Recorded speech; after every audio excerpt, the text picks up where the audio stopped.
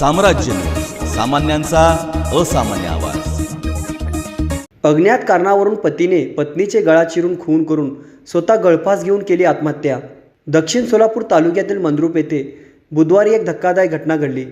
अज्ञात कारणावरून पतीने पत्नीचे 70ने गळा कापून स्वतः झाडाला गळफास घेऊन आत्महत्या केली आहे। लालडेसाब हुसेनी नदाब वय वर्ष 65 असे पत्नीची हत्या करून आत्महत्या करणाऱ्या पतीचे नाव आहे।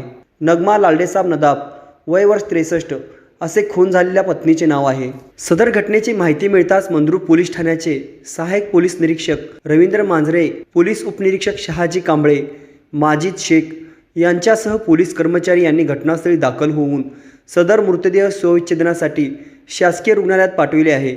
या घटनेची नोंद मंद्रुप पोलीस ठाण्यात झाली आहे।